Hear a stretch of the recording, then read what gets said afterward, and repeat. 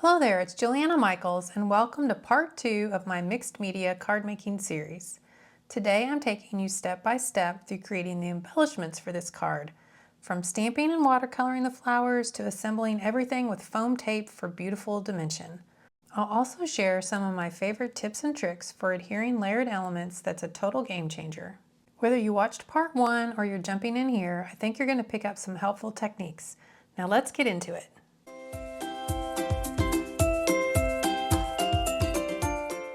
As far as the supplies I'm going to be working with, again, feel free to go through your stash and pick similar type items that you may already have, or even if you want to do something that's similar but a completely different theme or shape. I'm going to be working with these flower and leaf images here, and this is part of the Sweet Sprigs stamp set by 49 and Market in Sizzix, and this stamp set happens to also come with coordinating dies that cut out the various shapes. But you don't need dies either. You could certainly cut them out by hand if you'd like. And then I'm also going to be working with this Creative Combo stamp set by 49 and Market and Sizzix. And for this embellishment part, I'm just going to be using this little ticket shape here. So, and again, this comes with a coordinating die set. But again, you don't necessarily need stamps and dies. You could have just some sort of a ticket shape or some other kind of ephemera type image. You could also even use something that's pre-printed if you'd like, but I'm going to be sharing some techniques on how to create and make like a aged ephemera piece, and then we're going to be creating the embellishments here with these flowers and leaves. Now, as far as the mediums that I'm going to be using to create the embellishments, because I'm going to be doing some watercoloring, I'm again working with a waterproof ink. So this one just happens to be Archival Ink and Vintage Photo. And this is just a permanent waterproof ink, so it won't bleed or run or anything like that when we add inks or water to it. And then, as I mentioned, I'm going to be doing some watercoloring, and I just selected a variety of colors here that kind of coordinated with the background, and then colors that I wanted to use to color in flower images. So I've got this Just Peachy and Sunrise, which I'll be using to kind of create a lighter, darker shadow type effect on the flowers, and then a pineapple here, a nice yellow color. And then I've got this Camouflage and Key Lime for the leaves, and then I'll be using this Cappuccino to do some other inking techniques and distressing on the images as well. And then as far as any options for the inks, any kind of dye ink will work for doing the watercoloring. So it doesn't have to be this brand. It could be Distress Inks or any other type of dye ink that you have. You do need some sort of permanent ink when you are working with watercolors for the stamping, because you don't want that image necessarily to bleed and run. So the permanent ink is great for that. Now, as far as some other alternatives for the inks, you could also color in your images with watercolor pencils or watercolor markers, or if you don't want to watercolor at all, you could just do however you would normally like to add color to your stamped images. And then for the paper, I'm going to be using distressed watercolor cardstock. I just recommend, again, some sort of paper that can handle watercoloring, because we are going to be doing that technique on the embellishments. And this just happens to be the one that I prefer to use, but feel free to use any that you have that you like. For the technique that I'm going to be doing on these, I'm going to be doing some watercoloring. And because of that, I'm going to be working with a piece of watercolor cardstock here in my stamping platform. And I'm just going to line this up here and have it down onto the sticky mat there. And the images I'm going to be doing are some of these outline images. So I'm just going to stamp some of these flowers and the centerpiece there, some of the leaves.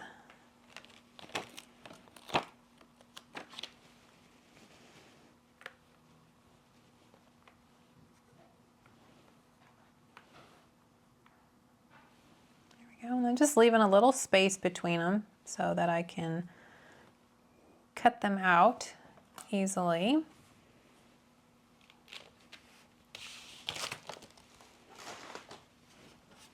And because I'm going to be doing some watercoloring, I am going to stamp these images with a waterproof ink, so I'm going to be using Vintage Photo Archival ink.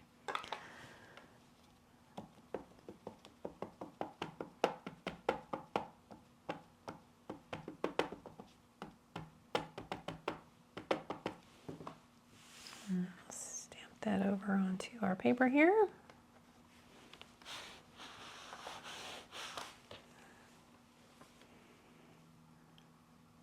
There we go.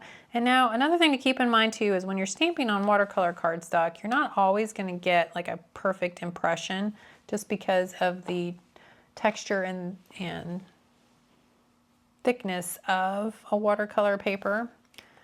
So I'm going to stamp another few images here, not all of them again, but I'm going to stamp another flower, another small flower. And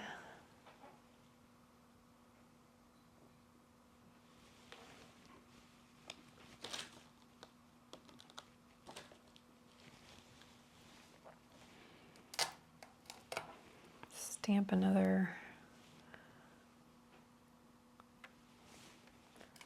I'm going to stamp some more leaves here.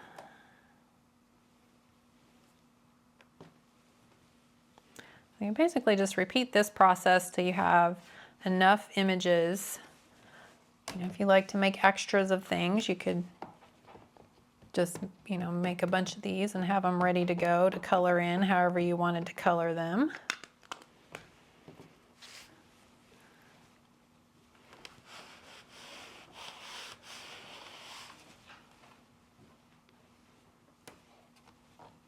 There we go. And then while I have these stamps and everything out, I'm also going to go ahead and stamp that ticket image.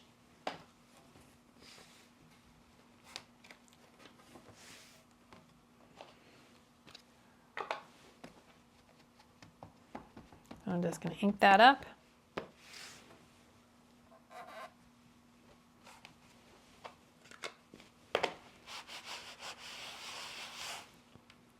And there we are. Now all of the images here, these stamps come with coordinating dies. So from here, I'm just going to take those coordinating dies and die cut these various images using those dies. So I'll just line this up and use, I like to use like a mint tape, kind of my go-to, and I'll just, you know, line that up, get it. Oh, Miss Eva's in action.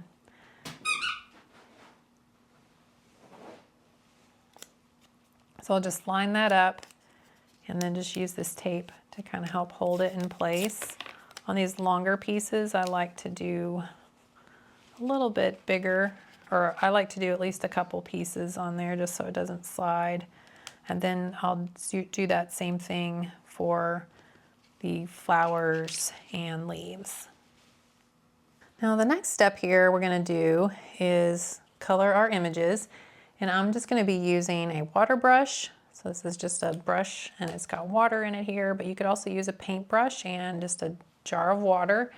And then I've got several different inks here that I'm going to color these images with. And I'm going to start off with just coloring in the centers of my flowers with a little bit of this yellow here. So when you're doing this kind of coloring, you want to use a dye ink because they are water reactive. Then you can just, like I did there, smush that ink onto your craft mat, and then you can pick that ink up with your brush and then color that onto your image. So the more ink you have and the less water, the darker it's going to be. And then the more water you have and the less ink, it's going to get lighter. So just kind of keep that in mind. And then remember, we're also working with those dye inks. So we can add a layer of color like we're doing here. And then dry that with our heat tool.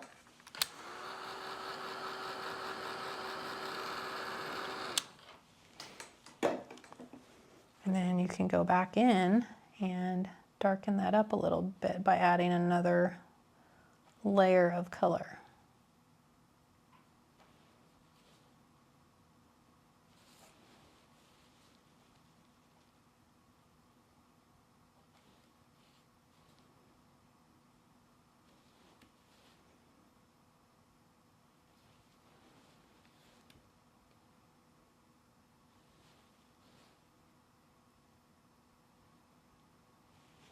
There we go. I like to keep a little paper towel next to me too when I'm doing this kind of watercoloring so I can clean off my brush or wipe off any excess ink. And now we're going to take that light peach color and I'm going to use that to color the petals. So it's kind of wanting just a light wash color here, and as I always like to say, it doesn't have to be perfect. So I think that's kind of the beauty of watercoloring.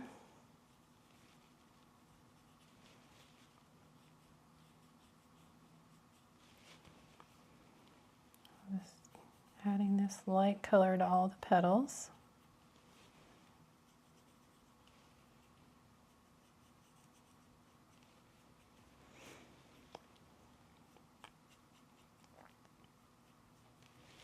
And if you need a little more ink, just add a little more there.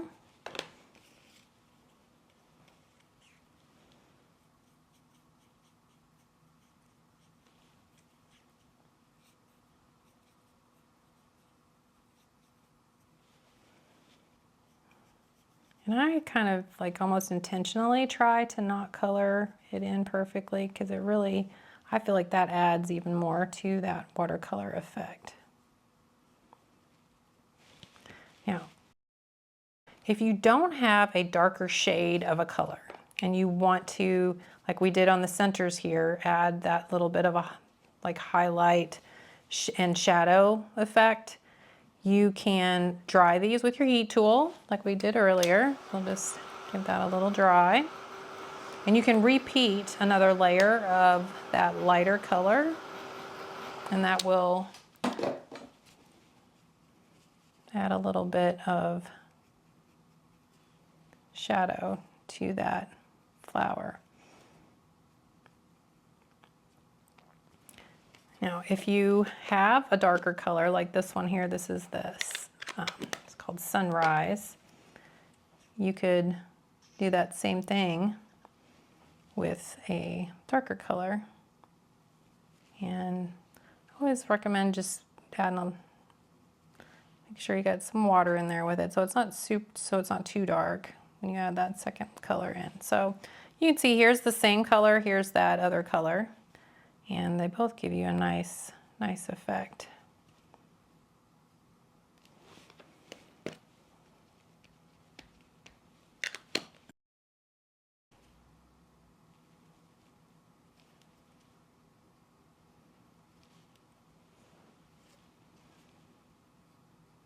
And when I can just kind of blend that out into the other previous color that we added on. And you can clean off your brush and then just kind of tap along where those are kind of next to each other. If you want to blend that out a little bit more, you can.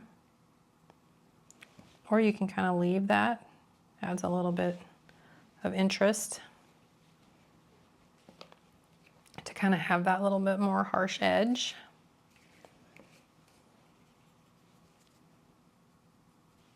Just going to use up the ink I've got on here. So add another little layer, whatever we can pick up.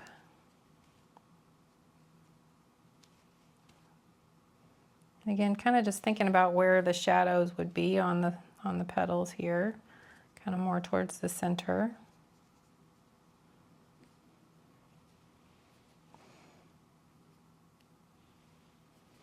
And then you can always even go back and add a little bit more if you like. Get another little darker layer in there.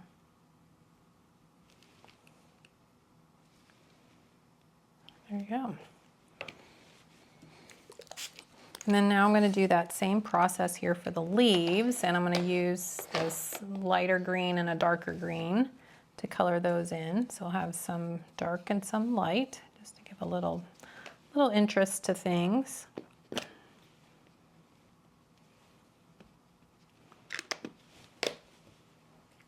And again, you can always use more water to lighten things up even more. Just always keep that in mind. You can also go back and add another layer of color to darken it up.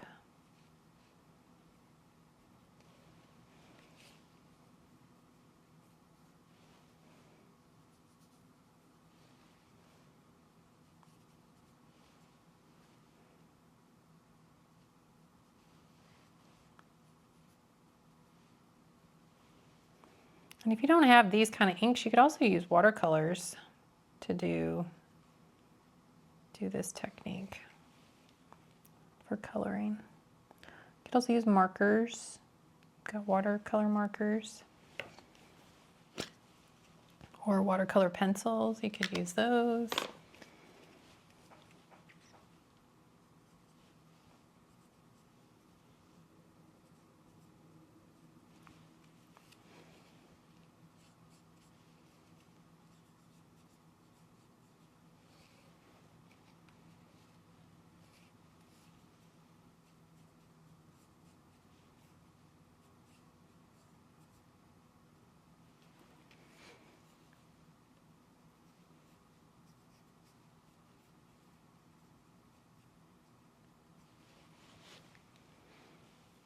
Kind of curious what's going to happen. I'm experimenting. I'm going to add a little bit of this over that. Ooh, I kind of like that. A little more shadow. I'm just barely picking up a little bit of that.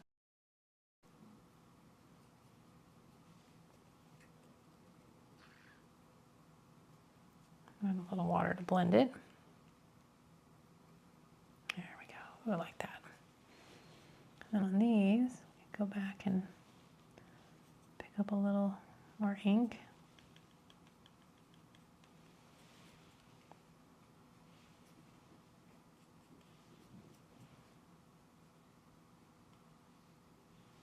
Here we are. Let's give those a dry. And so now we've got like our floral layer ready to go.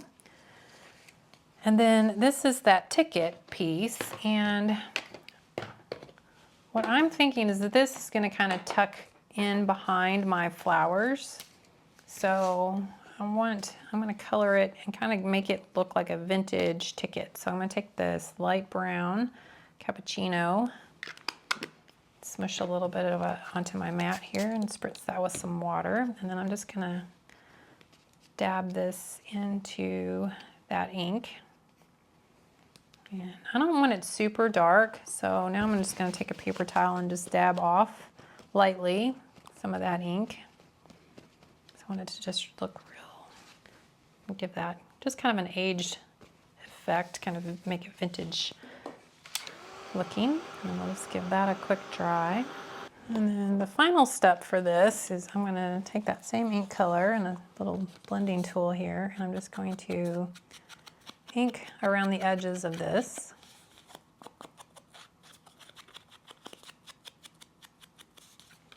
Kind of rub it around, get it a little bit here and there, just to really give it a nice vintage effect.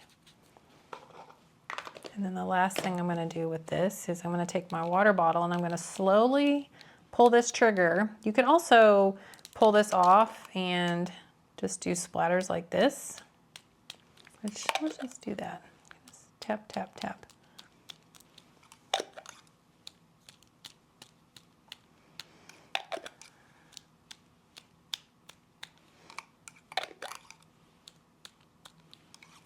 I want some good splatters here and there. There we go. You can also just touch it down. There we are. And then I'm going to give that a dry. And here you're really going to see that ink start kind of wicking and moving around as that's drying. And see how that water picks up that ink and then you get that really cool edging. Now you could also dab that off with a paper towel, but then that's going to remove that ink completely and really give you more, make those spots even more white. But I kind of like to just let it dry. You can also just let this dry without the heat tool if you have the patience for that. And then lastly, I'd like to kind of come back in and ink over the edges one more time.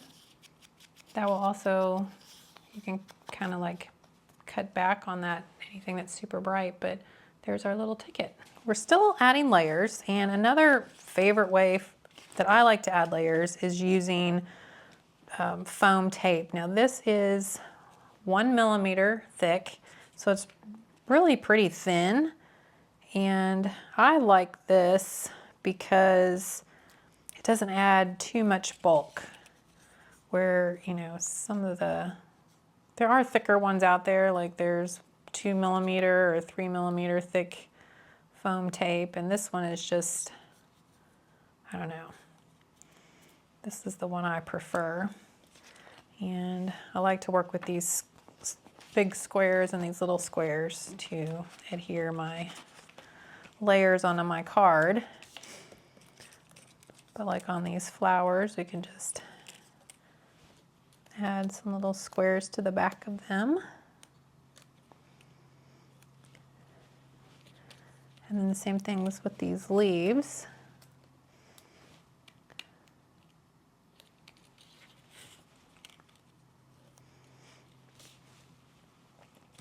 And then from here, I kind of like to play around with things. So my thinking was this little ticket would kind of go behind there.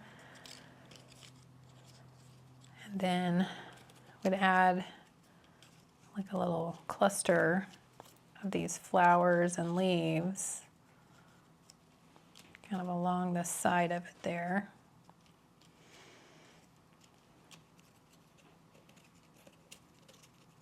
And I like to play around with the placement of things before I start sticking anything down. So I do lots and lots of playing around, usually with where I'm going to put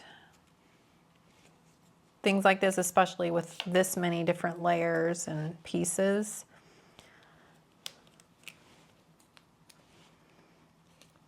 I'm not always quite sure if I'm going to want something here or there or where. There. Maybe another one here. But I usually move things around a lot before I settle on where I'm going to leave them for something like this.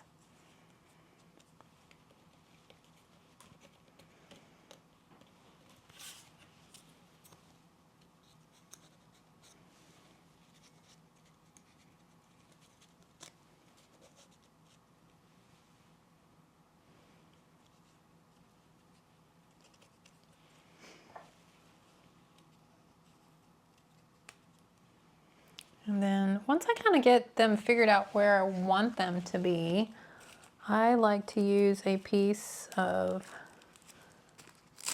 press and seal. It's kind of cut down to card size here.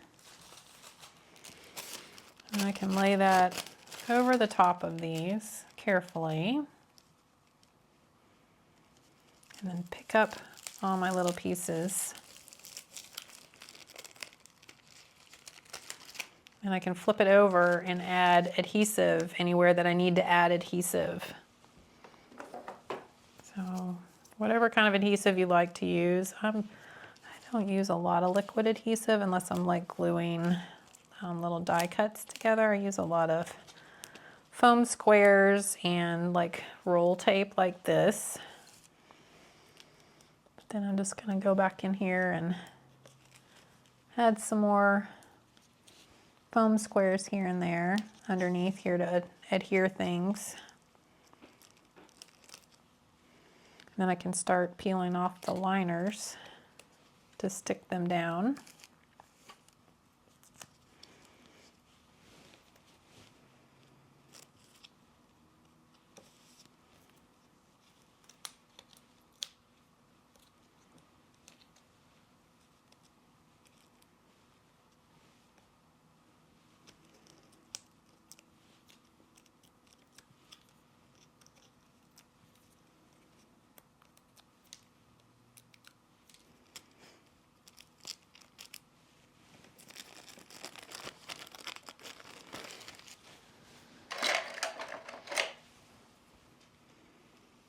underneath here to get the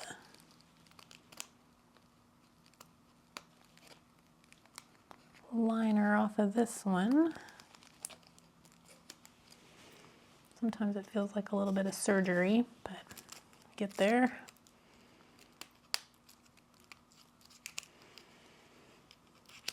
There we go.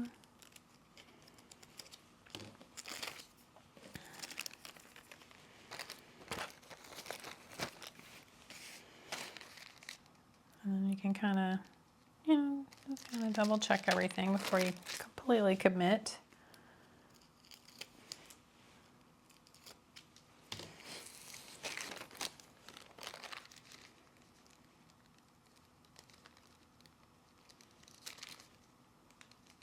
I know there are people that will put like some liquid adhesive on the back of their foam tape even to just so they can kind of slide it around for a second before they stick everything down. But you can just carefully peel off that press and seal, and then I just keep like the extra pieces sticky side to each other, and then I can kind of reuse them a few times before I have to get a new piece. And I just like to make sure I did actually get all the liners off. Like I don't think I got the liner off completely on this one, or I don't even have one on there. So let's add a little foam tape to that one. But that's an easy one to kind of just stick back in here. So there we go.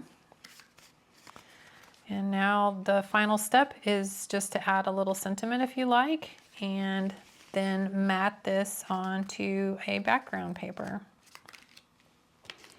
And then lastly, I added a little sentiment strip here using just a sticker, and I adhered that with a little bit of foam tape as well.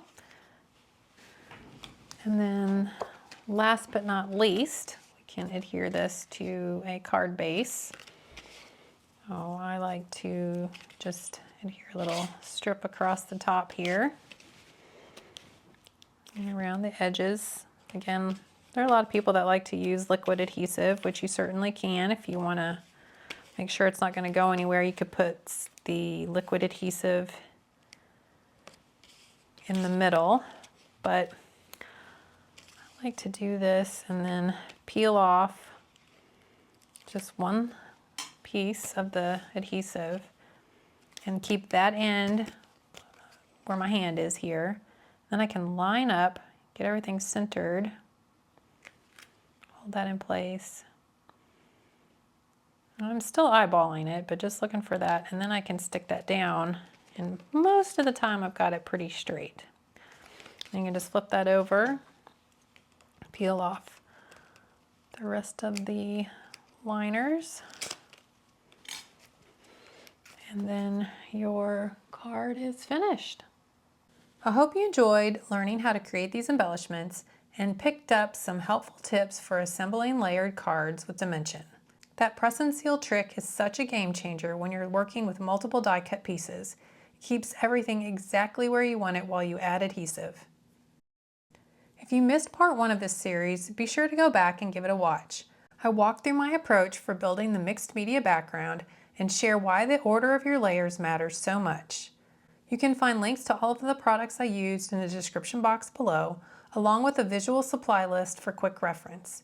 If you enjoyed this tutorial, don't forget to give it a thumbs up and subscribe for more creative ideas.